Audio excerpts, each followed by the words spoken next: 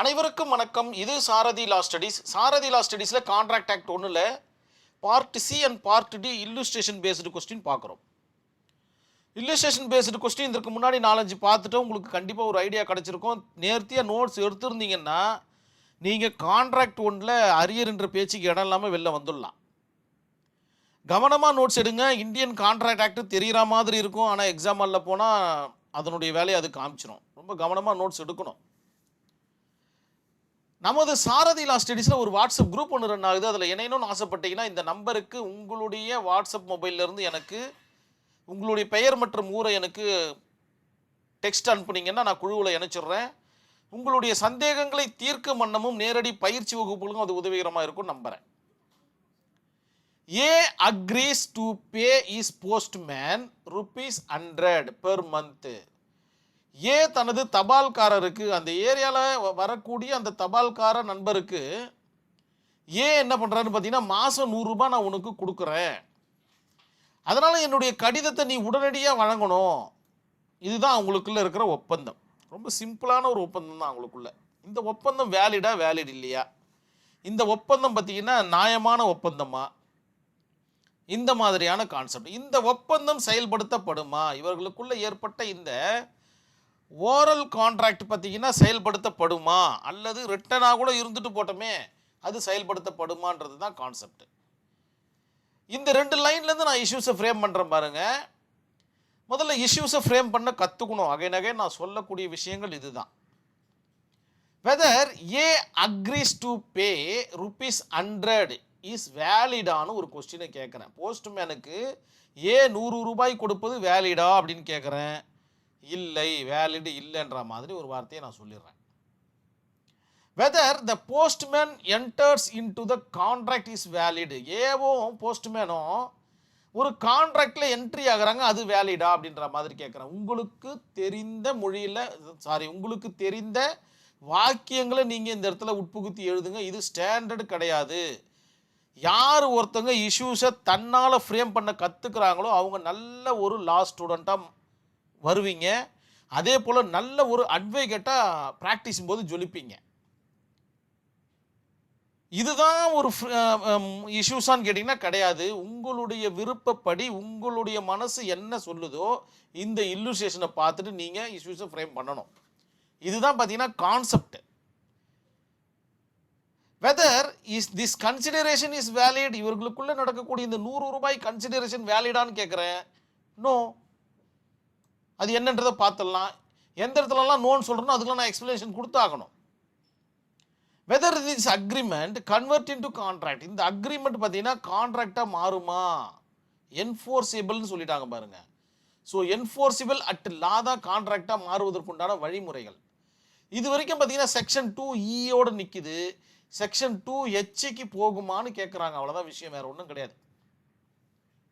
Involved செக்ஷனில் section 2E agreement, section 2D consideration and section 2H contract, section 10 of Indian contract act எல்லாத்தையும் சேர்ந்த ஒரு வலுவான ஒரு கான்ட்ராக்ட் தான் இந்த செக்ஷன் 10. இந்த கட்டம் கட்டப்பட்ட பாக்ஸில் ஒரு விஷயத்தை சொல்லப்பட்டிருக்கு பாருங்க.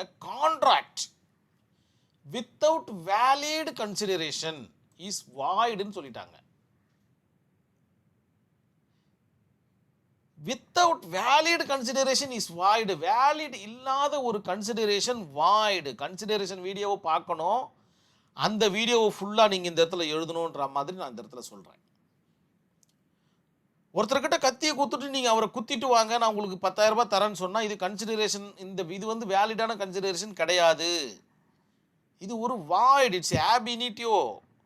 இந்த வார்த்தைகளை அப்பப்போ நீங்கள் யூஸ் பண்ணிக்கிட்டே இருங்க. இதை தான் பார்த்தீங்கன்னா இந்த விஷயம் சொல்ல வருது. ஃபேக்ட் ஆஃப் கேஸு இந்த செக்ஷன்ஸ்லாம் ஃபுல்லாக நீங்கள் தெளிவாக எழுதணும். அதாவது அக்ரிமெண்ட்டை பற்றி ஃபுல்லாக எழுதணும், அதுக்கு தனி வீடியோ இருக்குது. கன்சிடரேஷனை பற்றி ஃபுல்லாக எழுதணும், அதற்கு தனி வீடியோ இருக்குது. கான்ட்ராக்டை பற்றி ஃபுல் வீடியோ இருக்குது, தனி வீடியோ இருக்குது. இதை 3த்தையும் எழுதிட்டு இந்த ஒரு வார்த்தையை எழுதிட்டு அதோட கேஸ் ஸ்டடிக்கு போயிட்டீங்கன்னா வேலை முடிஞ்சு போச்சு. கேஸ் ஸ்டடி பாருங்க. காலிங் விசஸ் காட்ஃப்ரே இன் 1831 நடந்த ஒரு வழக்கு என்ன சொல்ல வருது அப்படின்னு பார்த்தீங்கன்னா, காலிங்ஸ் என்பவருக்கு வழக்கு ஒன்றில் சாட்சி சொல்ல நீதிமன்றம் சம்மன் அனுப்புகிறது. இவருக்கு பார்த்தீங்கன்னா ஆனரபிள் கோர்ட்டு சம்மன் கொடுக்குது. இந்த மாதிரி சாட்சி சொல்ல நீங்கள் வாங்க அப்படின்னு. ஆனரபிள் கோர்ட்டு சம்மன் கொடுத்ததுக்கு அப்புறமா அவர் வராமல் இருக்கலாம், இல்லை வராமல் இல்லாமலும் போகலாம். அது அவருடைய விருப்பம். இந்த சாட்சின்றது பார்த்தீங்கன்னா மேண்டட்டரி கிடையாது.